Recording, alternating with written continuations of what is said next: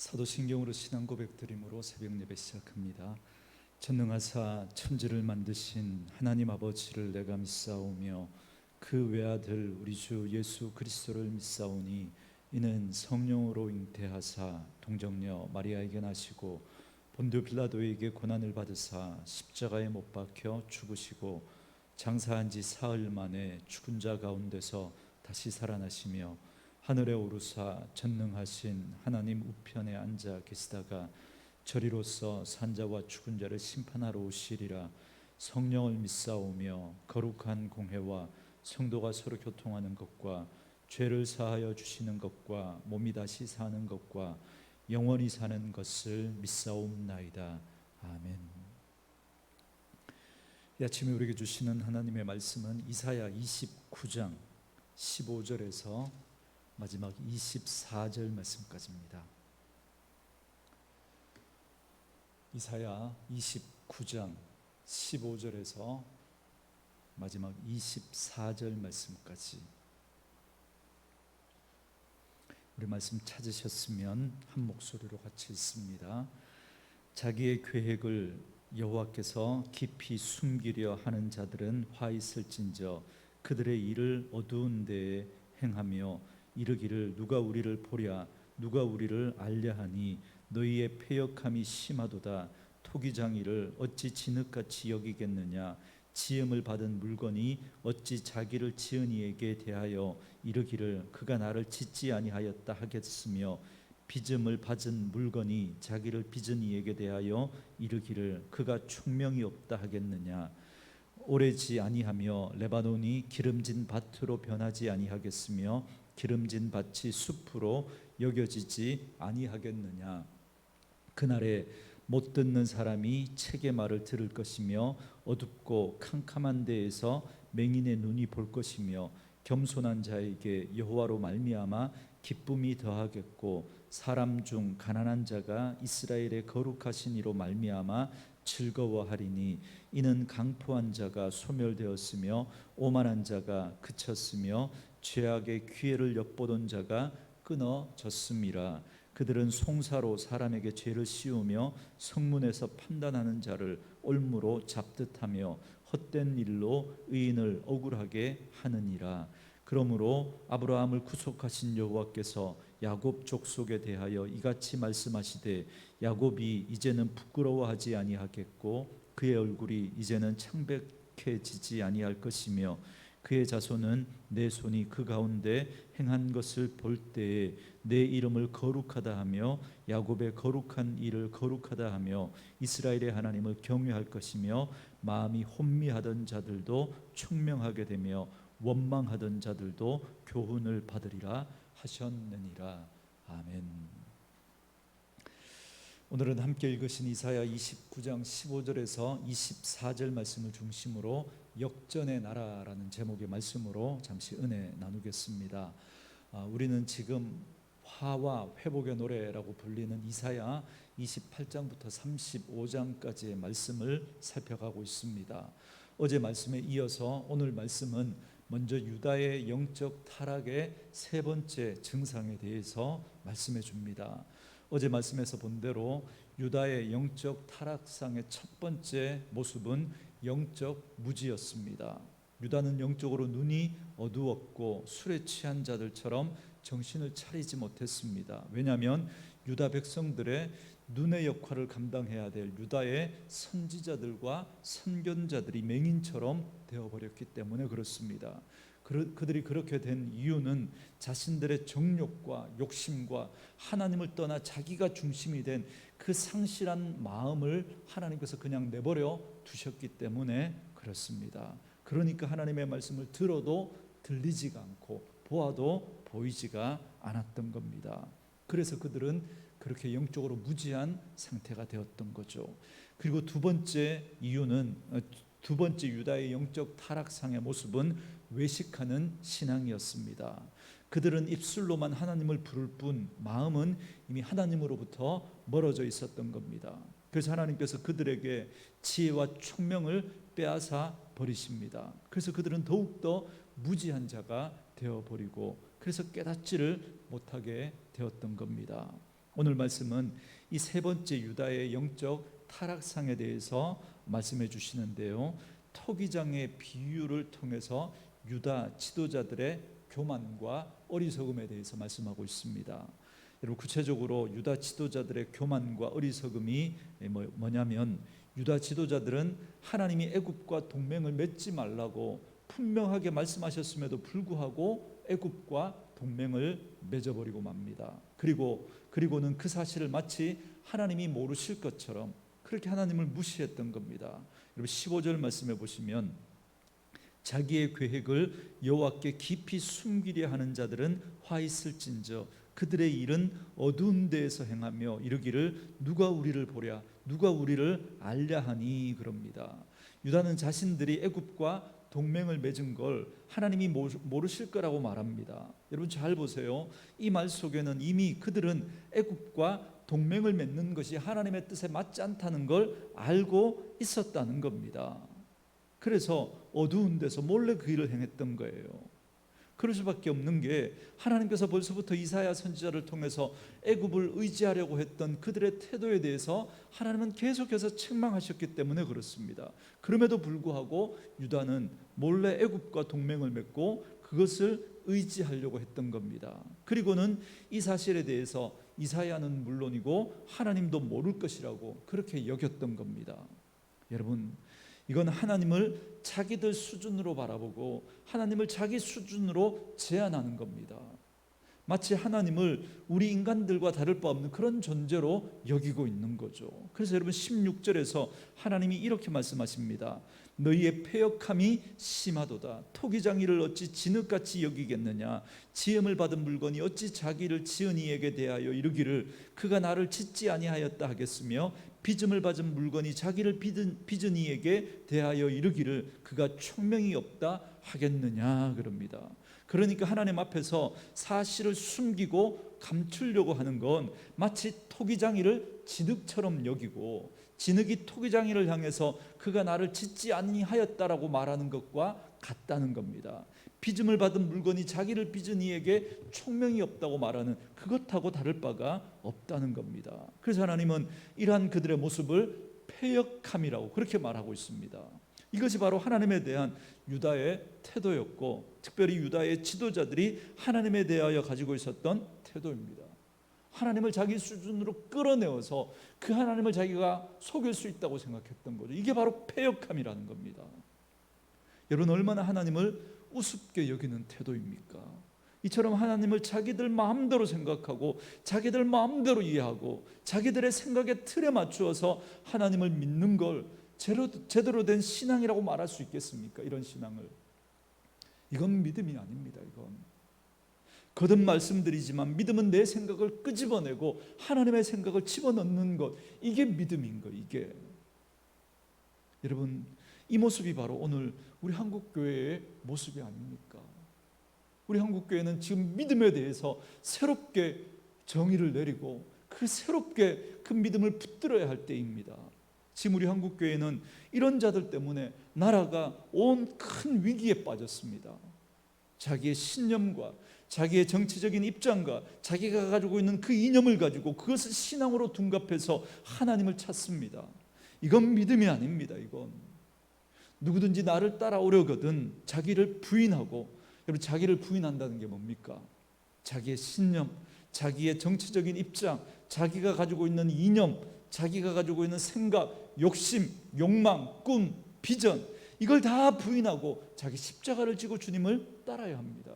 이게 믿음인 거예요. 이게 자기 신념을, 자기가 바라는 것을 믿음으로 착각하면 안 됩니다. 거기에 하나님을 갖다 붙인다고, 온갖 어떤 신앙적인 미사업구를 갖다 붙인다고, 여러분, 그게 믿음이 되는 게 아닌 거거든요.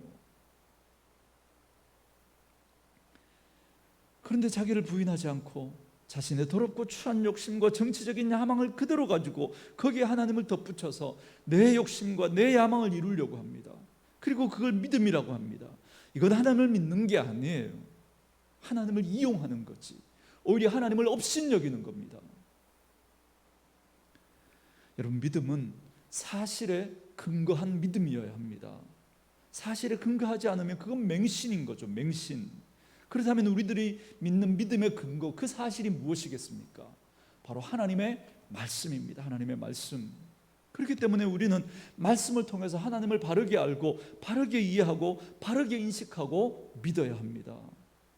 여러분, 하나님은 전능하신 하나님이십니다.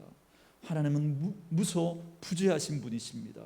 하나님은 사랑과 자비와 긍휼이 풍성하신 분이십니다. 그러나 하나님은 의로운 심판주가 되시는 분이라는 사실을 우리는 결코 잊어서는 안 됩니다. 그 하나님 앞에서 우리가 어떻게 함부로 말할 수 있겠습니까? 어떻게? 그 하나님 앞에서 어떻게 의도적으로 거짓말을 할 수 있습니까? 그리고 그 거짓말하는 그 입으로 어떻게 하나님의 말씀을 전할 수 있겠습니까? 하나님을 향해서 까불지 말라고, 까불면 나한테 죽는다고 어떻게 그런 말을 할 수 있습니까? 여러분, 하나님을 바로 알기에 여러분 힘써야 합니다. 그래서 하나님을 하나님으로 바르게 알고 바르게 믿으셔야 합니다. 그런데 우리가 하나님을 모르면 성경이 말씀하시는 하나님이 아니라 내가 바라고 내가 생각하고 내가 구하는 그 하나님을 내가 금송아지처럼 만들어 놓고 이것이 나를 구원하시는 하나님이라고 그렇게 믿게 되는 그런 우스운 일이 벌어집니다. 여러분, 이게 우상숭배, 이게 우상숭배. 출애굽했던 이스라엘 백성들이 저질렀던 우상숭배가 바로 그것 아닙니까? 그들이 여호와 하나님의 이름을 불렀습니다.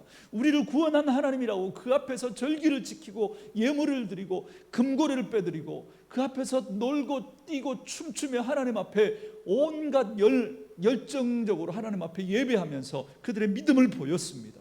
여러분, 그러나 하나님은 그것 때문에 진노하셨습니다. 내 생각을 끄집어내지 않고 내 생각대로 믿는 게 여러분 얼마나 무서운 건지 모릅니다. 저는 말씀으로 이 아침을 시작하는 분들이 내 생각을 끄집어내고 하나님의 생각, 하나님의 말씀을 채워가시는 분들이 되셔서 하나님을 바르게 알고 바르게 믿으시는 분들 될 수 있기를 주의 이름으로 축원합니다. 여러분, 계속해서 본문 17절부터 24절까지 말씀은 이스라엘의 신앙과 회복에 대한 말씀이 기록되어 있습니다. 먼저 17절 말씀에 보시면 이렇게 머지않아 레바논이 기름진 밭으로 변하고 기름진 밭이 산림으로 변하는 대격변이 일어날 것이라고 말씀하십니다. 이게 무슨 말씀이냐면 여러분, 레바논의 숲은 백향목으로 유명한 숲을 말합니다. 그래서 여러분, 솔로몬이 성전을 건축할 때 이 레바논의 백향목으로 성전을 건축하지 않았습니까? 그만큼 레바논의 숲은 곱고 높게 뻗은 그 백향목으로 유명한 숲입니다. 그러니까 아름드리 백향목으로 울창한 레바논의 그 숲과 같았던 유다의 지도자들이 다 배임을 당하고 교만의 자리에서 내려오게 될 것이라는 겁니다. 그래서 그 자리는 기름진 옥토로 변하게 될 것이라는 겁니다. 그리고 그 옥토에서 자라는 곡식들이 비록 백향목처럼 크고 높고 화려하지는 않지만 하나님께서 그들을 레바논의 그 백향목, 그 숲처럼 여기시며 그들을 높여주시겠다는 겁니다. 그러니까 놀라운 반전을 행하실 것이라고 하나님께서 말씀하고 있는 겁니다. 그리고 이어지는 18절과 21절 말씀은 방금 살폈던 이 17절의 말씀이 실제적으로 일어나게 될 것을 말씀해 주시는 본문입니다. 먼저 18절과 19절 말씀해 보시면 그날에 못 듣는 사람이 책의 말을 들을 것이며 어둡고 캄캄한 데에서 맹인의 눈이 볼 것이며 겸손한 자에게 여호와로 말미암아 기쁨이 더하겠고 사람 중 가난한 자가 이스라엘의 거룩하신 이로 말미암아 즐거워하리라 그럽니다. 그날에 듣지 못하던 자가 보지 못하던 자가 듣고 보게 됩니다. 아울러 겸손한 자, 가난한 자가 기뻐하며 즐거워하게 될 것입니다. 여러분, 이건 장차 하나님이 이루실 놀라운 역사를 말합니다. 우리는 이 일이 예수님을 통해서 이루어진 걸 우리는 지금 보고 있습니다. 천국 복음, 예수님께서 천국 복음을 증거하실 때 여러분 그때 일어났던 사실이지 않습니까? 그래서 예수님께서 인간의 몸을 입고 이 땅 가운데 오셔서 그 천국 복음을 전파하실 때 눈먼 자들이 보게 되고 눌린 자들이 자유하게 되고 포로된 자에게 자유를 주셨습니다.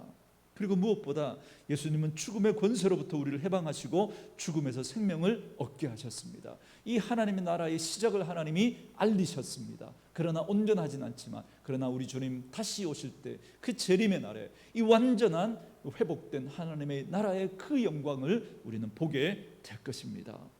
그런데 여러분, 20절에서 21절 말씀에 보면 가난하고 억눌리던 자들과 반대로 빼앗던 자들, 교만하여 하나님을 무시하고 죄악의 기회를 엿보던 자들, 그러니까 재판을 통해서 사람들에게 죄를 씌우고 재판관을 올가미에 넘어뜨리고 의인들을 억울하게 했던 그 모든 자들은 다 멸망을 당하게 될 것입니다. 그들은 심판날에 의로우신 재판장이신 그 하나님께 큰 책망을 받고 영원한 멸망의 길로 가게 될 것을 말씀하고 있습니다. 그래서 여러분, 마지막 날에 큰 해프닝이 있을 것이라고 제가 거듭 말씀드리는 겁니다. 교만해서 하나님을 업신여기며 온갖 거짓으로 사람들을 속이고 사람 자신들을 높였던 그러한 자들에게는 그날이 그야말로 큰 해프닝의 날이 될 것입니다. 그러나 겸손히 하나님을 붙들고 믿음을 지켰던 자들에게는 그야말로 이날은 역전의 날이 될 것입니다. 우리의 눈에 눈물을 하나님께서 닦으시고 우리를 위로하시고 우리를 높이시는 그 반전의 날, 그 역전의 날이 바로 우리 주님 재림하시는 그날에 분명하게 이루어질 줄 믿습니다. 여러분, 그래서 마지막 22절부터 24절은 회복될 선민에 대한 축복의 말씀이 선포되고 있습니다. 여러분, 22절부터 24절 말씀에 그러므로 아브라함을 구속하신 여호와께서 야곱 족속에 대하여 이같이 말씀하시되 야곱이 이제는 부끄러워하지 아니하겠고 그의 얼굴이 이제는 창백해지지 아니할 것이며 그의 자손은 내 손이 그 가운데에서 행한 것을 볼 때에 내 이름을 거룩하다 하며 야곱의 거룩한 일을 거룩하다 하며 이스라엘의 하나님을 경외할 것이며 마음이 혼미하던 자들도 총명하게 되며 원망하던 자들도 교훈을 받으리라 하셨느니라. 아멘. 여러분, 이 말씀은 오늘 예수님을 믿는 우리들을 향한 말씀입니다. 심판날에 아브라함을 구원하신 그 여호와 하나님께서는 예수 그리스도를 믿음으로 야곱의 족속이 된 우리를 부끄럽지 않게 하실 것입니다. 두려워 창백해지지 않게 하실 것입니다. 하나님의 거룩하신 이름을 찬양하게 하실 것입니다. 그리고 혼미하던 마음을 총명하게 해주시고 그리고 우리의 마음의 원망들을 교훈으로 바꾸어 주실 것이다, 그렇게 말씀하십니다. 이게 무슨 말이냐면, 여러분, 우리가 이 땅을 살아가는 동안 우리가 다 이해하고 다 헤아릴 수 없었던 그 하나님의 섭리들에 대해서 우리가 그때는 이해하지 못하고 이렇게 말하는 거죠. 하나님, 믿음으로 살려고 하는데 내게 왜 이런 일들이 일어납니까? 하나님은 정말 날 사랑하시는 게 맞습니까? 그렇게 말하면서 원망했던 그 마음들이 하나님께서 이런 이유 때문에 나를 이렇게 믿음으로 세워가시려고 여기까지 인도하시기 위해서 그렇게 하셨구나 라고 깨달아져서 그 원망이 교훈으로 받아들여지게 될 거라는 거예요.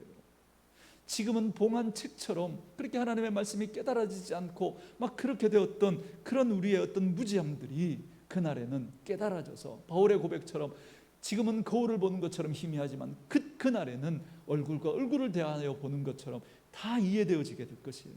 그래서 지금 이해하지 못했던 그 일들이 그때는, 그래서 원망했던 그 일들이 이제는 교훈으로 받아들여지게 될 거라는 겁니다. 사랑하는 성도 여러분, 역사는 결코 여러분 스스로를 하나님처럼 여기는 그런 교만한 자들의 손에 넘어가지 않습니다. 여러분, 제발 누구 때문에 나라가 망한다, 누구 때문에 뭐 나라가 공산화된다, 여러분 더 이상 그런 말에 휘둘리지 마십시오. 제발 하나님을 믿으십시오. 역사의 주관자는 하나님이십니다. 여러분, 그분들이 나라를 사랑하는 거 제가 100번 인정해 드릴게요. 여러분, 그러나 이 나라를 누구보다 사랑하시는 분은 우리 하나님이신 줄 믿습니다. 여러분, 악한 원수의 나라 그 니느웨를 향해서도 하물며 이 큰 성읍 니느웨에는 좌우를 분별하지 못하는 자가 12만여 명이요 가축도 많이 있나니 내가 어찌하지 아끼지 아니하겠느냐, 그렇게 말씀하시는 그 하나님께서 어떻게 이 나라를 하나님 사랑하지 않겠습니까? 여러분, 저는 누구보다도 이 나라를 사랑합니다. 그러나 저는 하나님의 나라를 더 사랑합니다. 여러분, 말씀을 떠난 자에게 가장 먼저 나타나는 것이 바로 하나님을 없는 분처럼 여기는 증상입니다. 그렇다고 하나님의 이름을 부르지 않는 게 아닙니다. 얼마나 하나님의 이름을 부르고 성경을 말합니까? 여러분, 코로나 확진 판정을 받고도 남편 손 깨물고 도망가면서 여러분 성경책 들고 도망갔다고 하지 않습니까?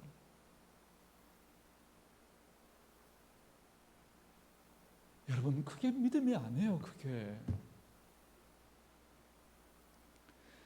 역사의 주관자가 하나님이라는 사실을 우리가 인정하지 못하니까 정치 협착군의 그 말에 휘둘려서 예수님이 피로 값주고 사신 하나님의 몸된 교회를 쑥대밭으로 만들어버리고 예수 믿는 분들이 여러분 신천지보다 더 못한 그런 분들로 그렇게 인식되도록 만들어버리는 거예요. 자기밖에 모르는 그런 이기적이고 편협한 집단으로 그렇게 교회를 만들어버린, 기독교를 그렇게 인식하도록 만들어버린 거예요. 그것 때문에 예수 못 믿겠다고 하는 분들이 여기저기서 나오지 않습니까? 여러분, 우리 교회 주일학교 안 믿는 분 어머님이 이 뉴스 때문에 그 아이 교회 못 보내겠다고 하지 않습니까?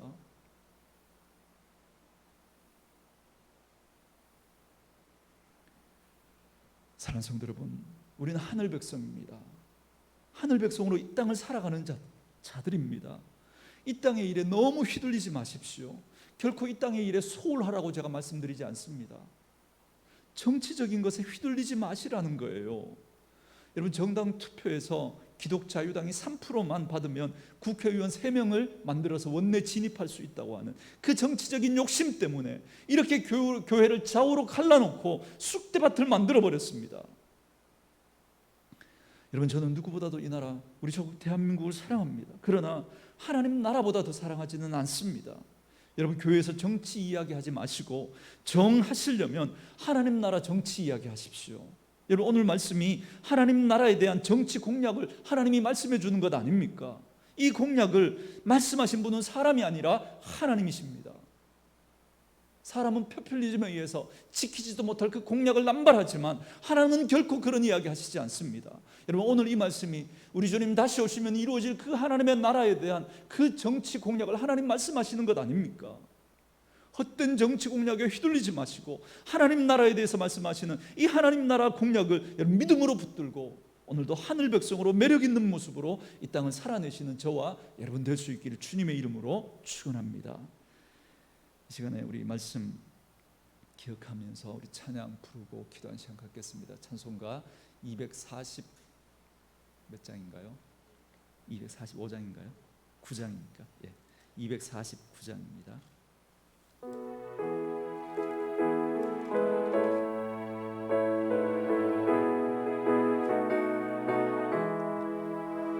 주 사랑하는 자 다 찬송할 때에 그 보좌 앞에 둘러서 그 보좌 앞에 둘러서 큰 영광 돌리세 큰 영광 돌리세 저 밝고도 묘한 시온 성 향하여 가세 내 주의 찬란한 성에 찬송하며 올라가세 주 믿지 않는 자 다 찬송 못하나 하나님 자녀 된 자들 하나님 자녀 된 자들 그 기쁨 전하세 그 기쁨 전하세 저 밝고도 묘한 시온 성 향하여 가세 내 주의 찬란한 성에 찬송하며 올라가세 저 하늘 황금길 나 올라갈 때에 시온 성 언덕 위에서 시온 성 언덕 위에서 수많은 천사들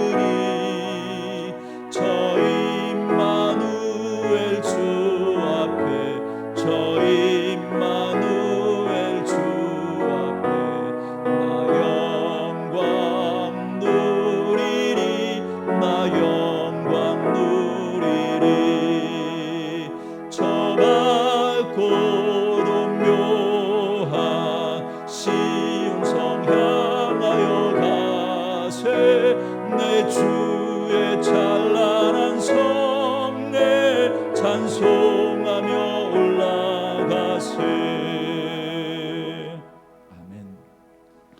오늘 주신 말씀을 생각하면서 우리 같이 한번 기도할 때요, 하나님을 내 마음대로 생각하고 내 마음대로 이해하고 내 생각의 틀에 맞추어서 믿으려고 하는 이 모습을 가리켜서 오늘 하나님은 패역한 자들이라고 말씀하십니다. 하나님을 내 수준으로 이해하고 믿으려고 하는 거죠. 그러한 모습이 우리 속에는 없는지 돌아보고, 여러분, 결코 하나님은 속일 수 없습니다.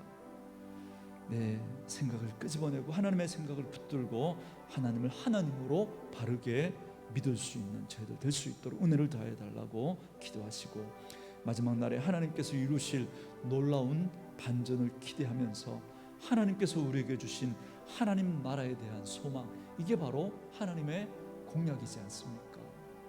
예수를 믿고 우리가 이 땅을 하늘 백성처럼, 하늘 백성 된 우리에게 하나님께서 이 약속을 하시면서 이 땅을 하늘 백성처럼 살라고 하나님 우리에게 말씀해 주시는 하나님의 약속이지 않습니까? 그래서 오늘도 우리가 이 하나님의 소망, 이 하늘나라의 공약을 붙들고 오늘도 하늘 백성답게 매력 있는 모습으로 이 땅의 삶을 살아낼 수 있는 저희들 되어줄 수 있도록 은혜를 다해 달라고, 눈살 찌푸리게 하는 그런 모습들이 없게 해달라고 이 시간 우리 주님 앞에 그렇게 기도하며 나아가시고, 오늘 이 시간 우리 기도할 때 우리 김수지 집사님이 천포창 진단을 받고 오늘 또 경대병원에서 조직 검사를 하게 됩니다. 정확한 진단과 함께 또 온전한 또 치료와 회복의 손길이 또 하나님 그 치료 과정에 임해서 건강한 모습으로 회복되어질 수 있도록 기도해 주시고, 또 우리 정숙문 집사님 아버님이 또 전립선 암 수술을 앞두고 있습니다. 아마 다음 주가 아마 수술을 하지 싶은데 하나님의 은혜 가운데, 그 수술 가운데 은혜를 베풀어 주시고 이번 기회를 통해서 아버님에게 또 복음이 전해지는 기회가 되어줄 수 있도록 위해서 기도해 주시기를 부탁드립니다. 그 외에도 우리가 가지고 있는 기도의 제목들 가지고 이 시간 우리 주님 앞에 기도하며 나아가십시다. 기도하겠습니다. 살아계신 아버지 하나님, 은혜를 감사합니다. 오늘도 주시는